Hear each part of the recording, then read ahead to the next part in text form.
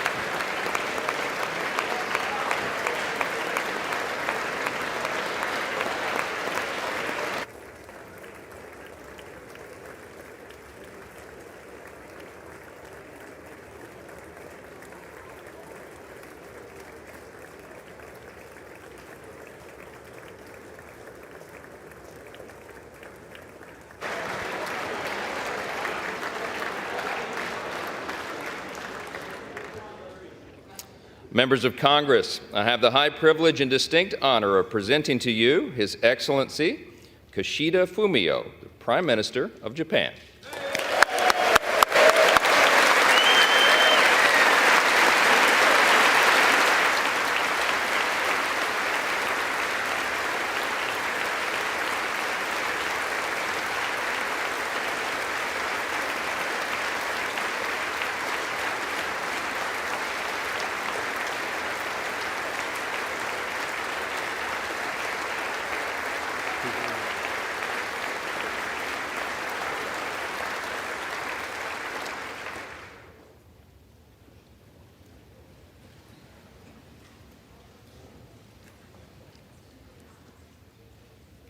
Mr. Speaker, Madam Vice President, honorable members of the United States Congress, distinguished guests, ladies and gentlemen.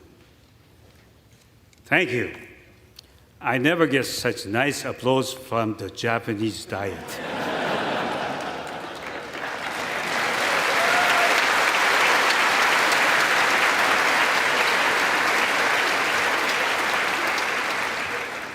And let me introduce my wife, Yuko, who is in the gallery.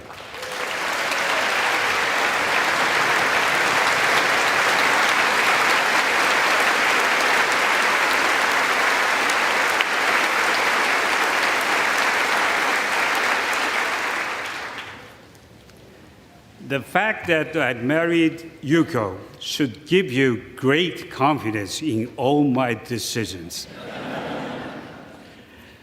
I'm truly honored to speak here in this citadel of democracy, and before you, the representatives of the American people. 9 years ago, the late Prime Minister Abe, who was a close friend of mine, stood in this very spot and gave an address titled "Toward an Alliance of Hope."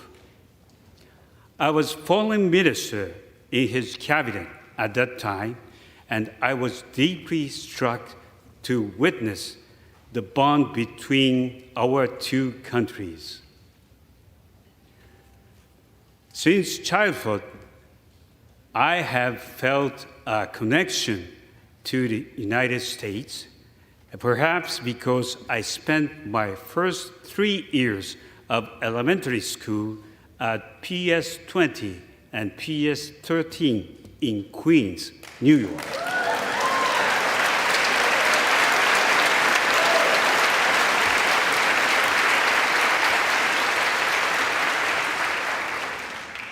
Even though I was the only Japanese student there, my classmates kindly accepted me and helped me immerse myself in a new culture. We arrived in the fall of 1963, and for several years, my family lived like Americans. My father would take the subway to Manhattan, where he worked as a trade official. We rooted for the Mets and the Yankees and ate hot dogs at the Coney Island. On vacation, we would go Niagara Falls or here to Washington, D.C. I remember things that were strange and funny to a little Japanese boy, like watching the Flintstones. I still miss that show. Although I could never translate Yabba-dabba-doo.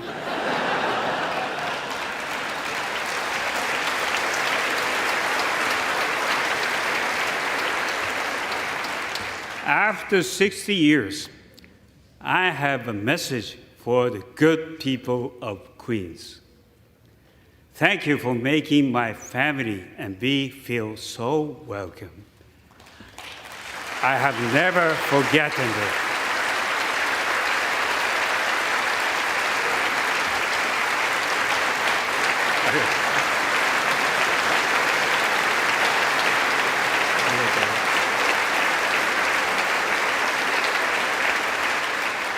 So I speak to you today as a long and close friend of the United States.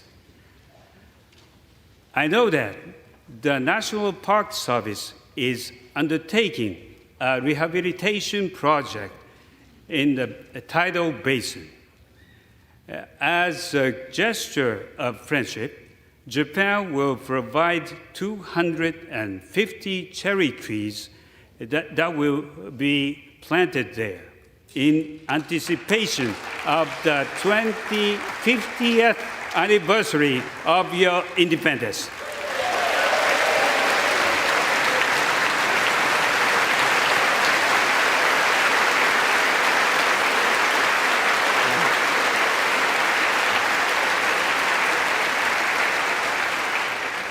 As you might also remember, the 1964 World's Fair was held in Queens. Its symbol was a giant unisphere, and the fair's theme was peace through understanding. And yet, we also know that peace requires more than understanding. It requires resolve.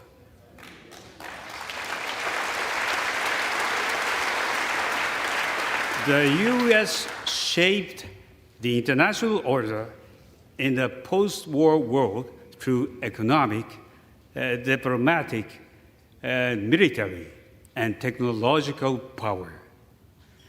It championed freedom and democracy. It encouraged the stability and prosperity of nations, including Japan.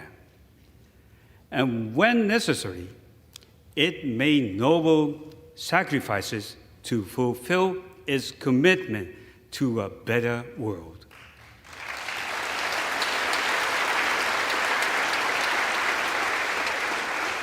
The United States policy was based on the premise that humanity does not want to live oppressed by an authoritarian state where you were tracked and surveilled and denied from expressing what is in your heart and on your mind.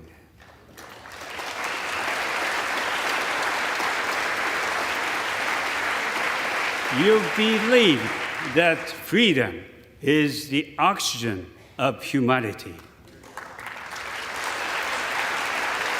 The world needs the United States to continue playing this pivotal role in the affairs of nations.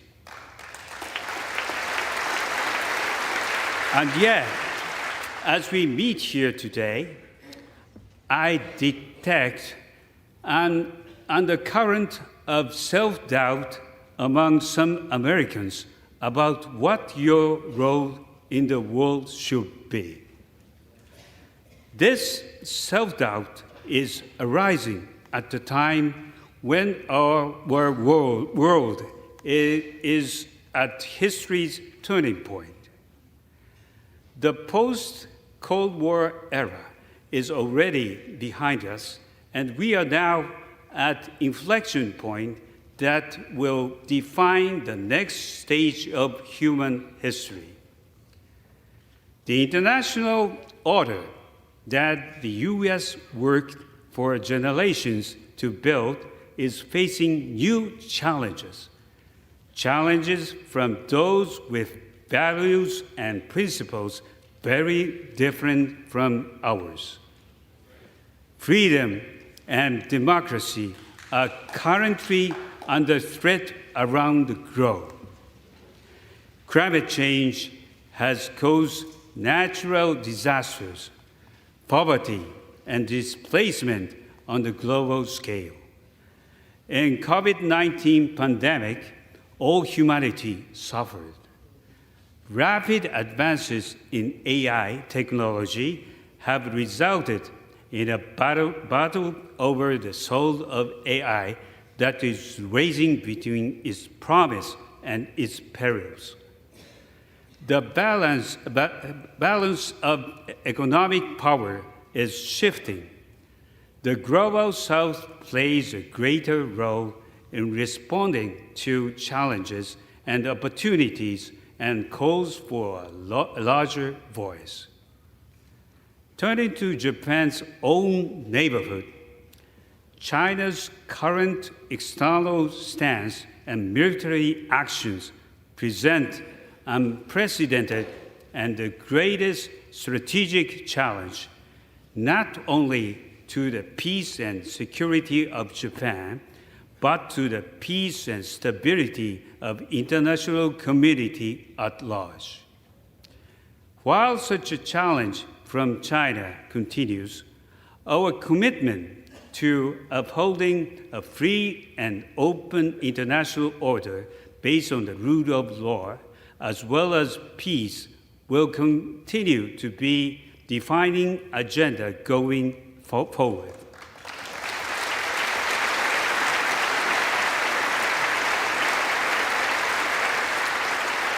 As a Hiroshima native, I have devoted my political career to bringing about the world without nuclear weapons.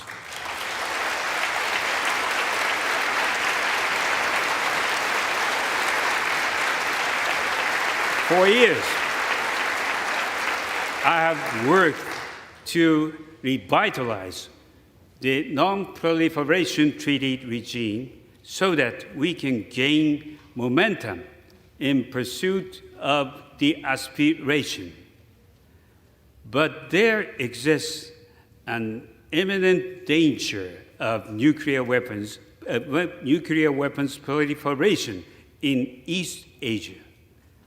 North Korea's nuclear and missile program is a direct threat. The issue of abductions by North Korea remains a critical issue. North Korea's provocations have impact beyond the region.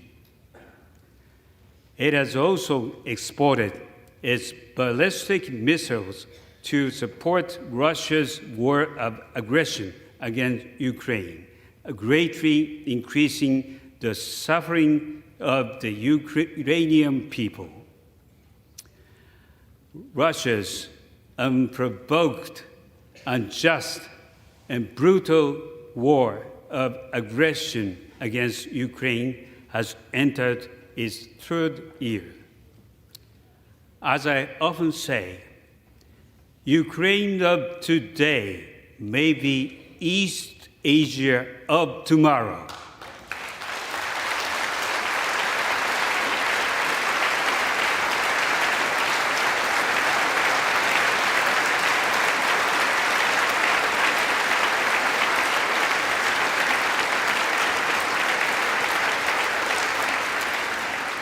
Furthermore, Russia continues to threaten the use of nuclear weapons, which has contributed to worldwide concern that yet another catastrophe by nuclear weapon use is a real possibility. In this reality, close coordination between Japan and the US is required more than ever to ensure that the deterrence our alliance provides remains credible and resilient.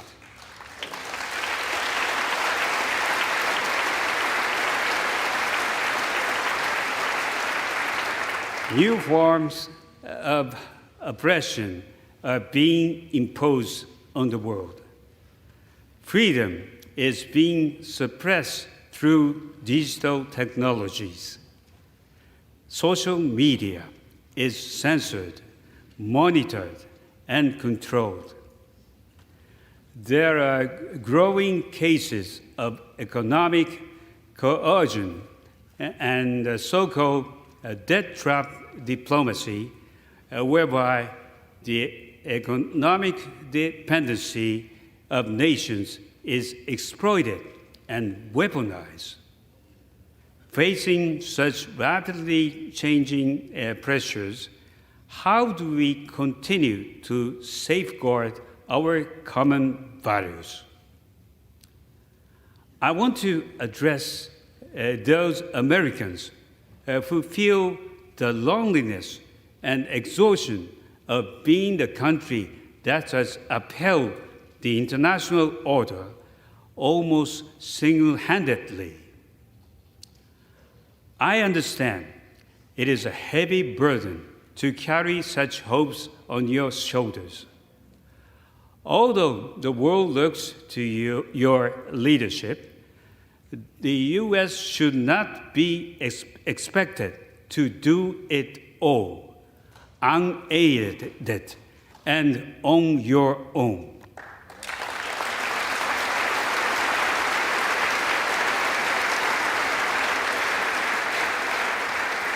Yes, the leadership of the United States is indispensable. Without U.S. support, how long before hopes of Ukraine would collapse under the onslaught from Moscow?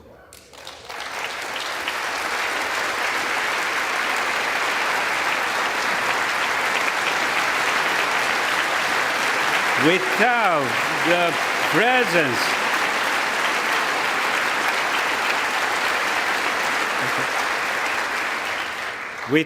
presence of the United States, how long before the Indo-Pacific would face even harsher realities. Ladies and gentlemen, as the United States' closest friend, Tomodachi, the people of Japan are with you side by side to assure the survival of liberty.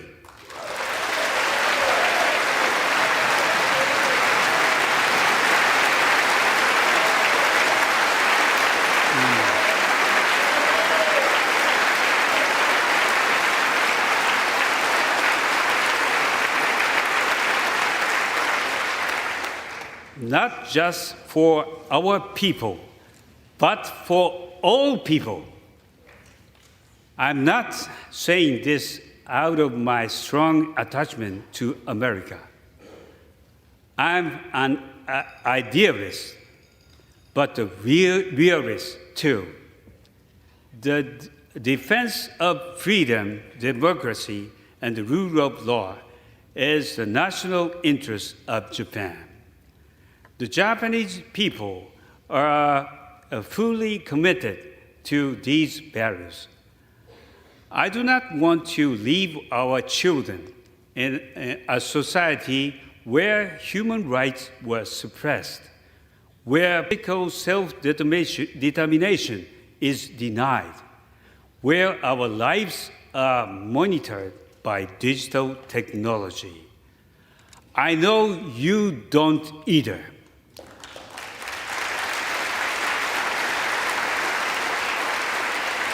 Upholding these values is both a cause and a benefit for our two countries, as well as for the generations to come across the world. Right now, Japanese and U.S. service members are working side by side to deter aggression and ensure peace.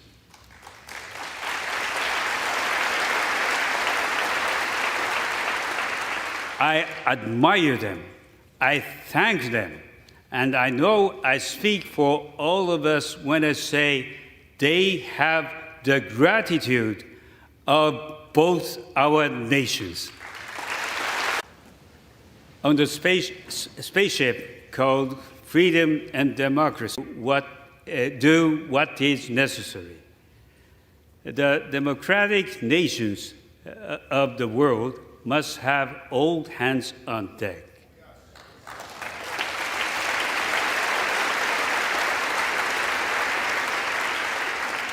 I'm here to say that Japan is already standing shoulder to shoulder with the United States. You are not alone. We are with you.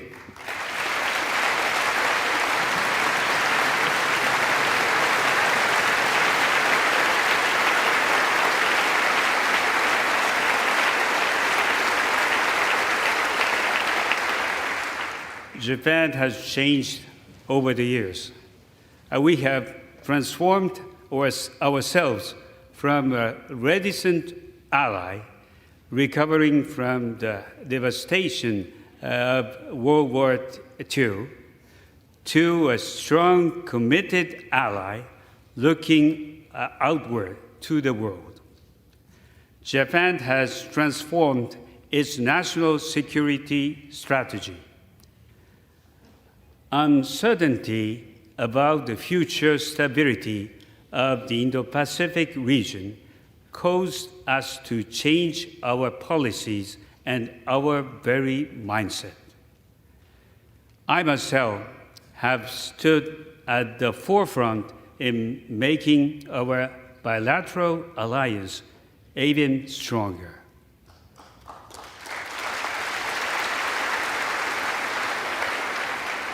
In 2022, we announced that we would secure substantial increase of our defense budget by fiscal year 2027 to 2% of GDP.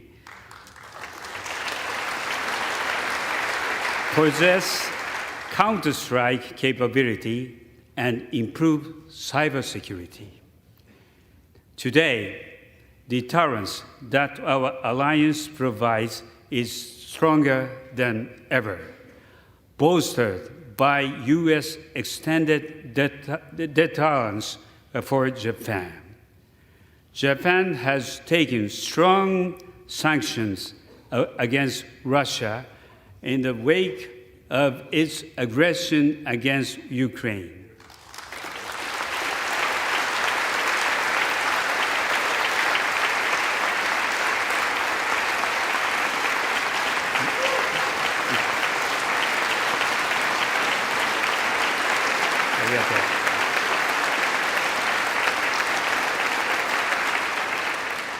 We have announced over $12 billion in aid to Ukraine, including anti-drone detection systems.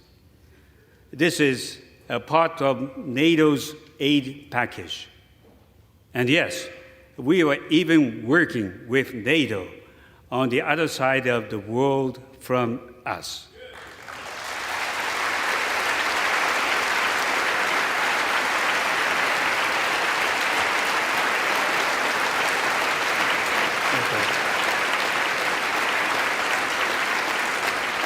I might add that in February, I helped a devastated Ukraine get through these agonizing times. I hosted the Conference for Ukraine's Economic Growth and Reconstruction. Japan will continue to stand with Ukraine.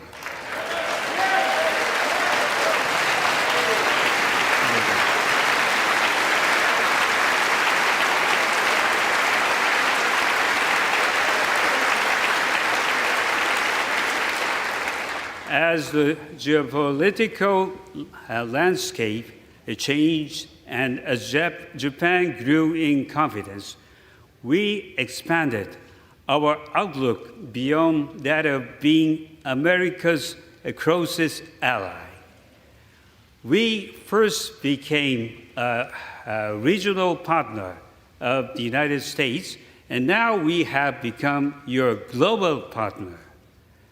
Never has our relationship been so close, our vision and approach so united.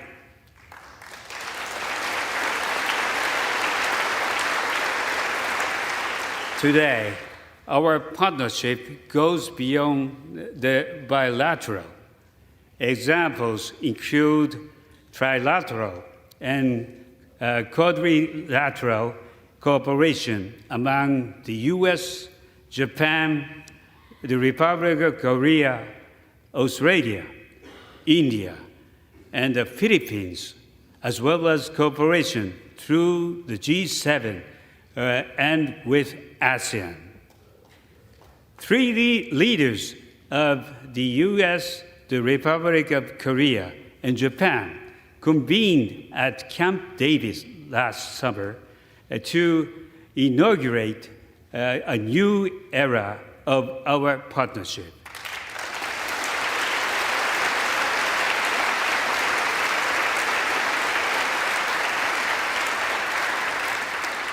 From these various endeavors emerges a multi-layered regional framework where our alliance serves as a force multiplier.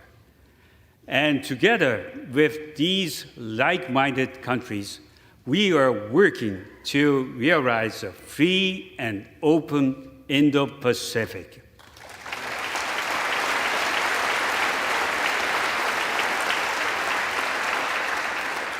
Here in this chamber, we should have strong bipartisan support for these efforts.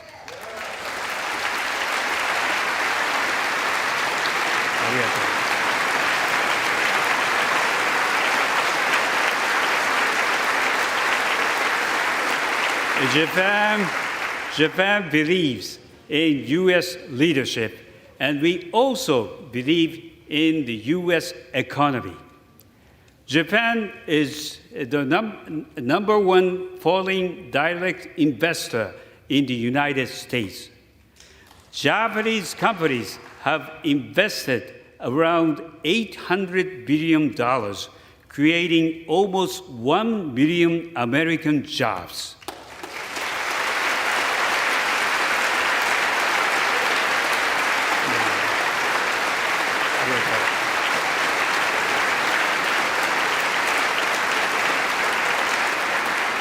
These are good jobs, with 500,000 jobs in manufacturing sector alone. At home, I'm embarking on a set of initiatives called a new form of capitalism to drive the Japanese economy. The public and private sectors are joining hands to transform the social challenges we face into engines of growth. Wage increases, capital investment, stock prices, all have attained levels not seen for 30 years. The Japanese economy is now making strides by capitalizing on these unprecedented and major changes. A growth-oriented Japanese economy should also spur even greater investment in the United States.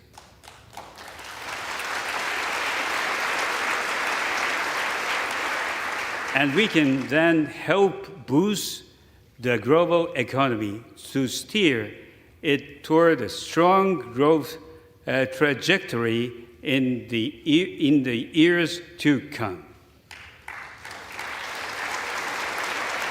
Just yesterday, President Biden and I demonstrated our commitment to leading the world on the development of the next generation of emerging technologies such as AI, quantum, semiconductors, biotechnology, and clean energy.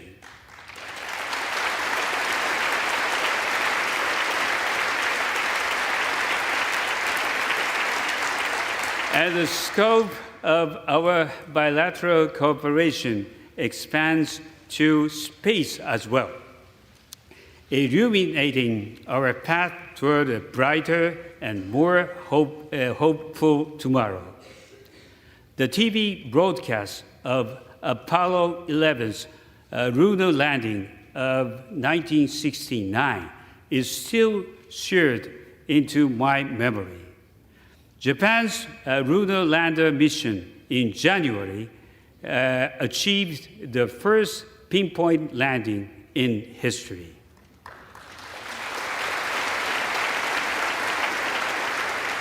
Yesterday, President Biden and I announced that the Japanese national will be the first non-American astronaut to land on the moon on the future Artemis mission.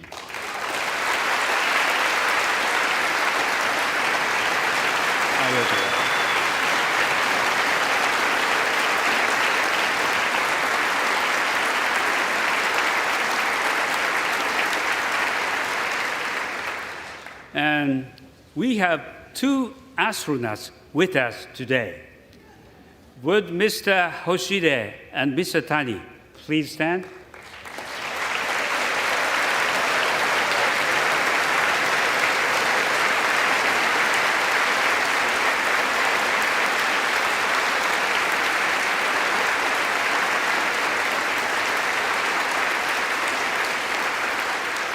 And Mr. Akihiko Hoshide has flown to space 3 times and served as commander of the International Space Station for 5 months in 2021.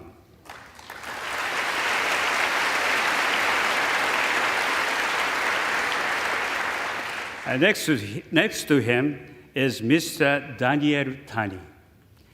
He is a retired Japanese-American astronaut who has conducted 6 spacewalks and in his 2 missions logged over 50 million miles.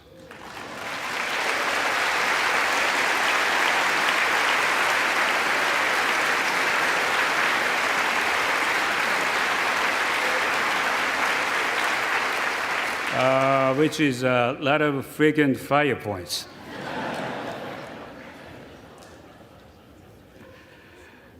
Mr. Hoshide and Mr. Tani, living symbols of our collaboration in space. And we will have many more such collaborations in the future. Thank you, gentlemen.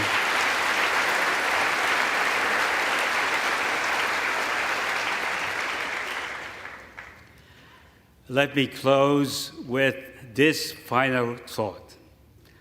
I want you to know how seriously Japan takes its role as the United States' closest ally. Together, we carry a large responsibility. I believe that we are essential to peace, vital to freedom, and fundamental to prosperity. Bonded by our belief, I pledge to you Japan's firm alliance and enduring friendship.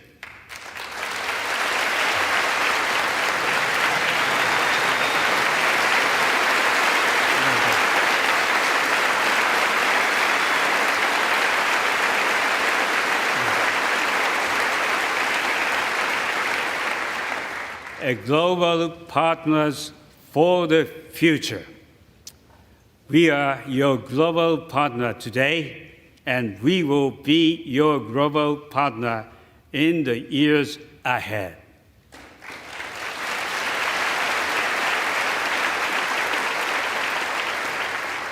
Thank you for inviting me. Thank you for your hospitality. And thank you for the role you play in the world. ありがとう。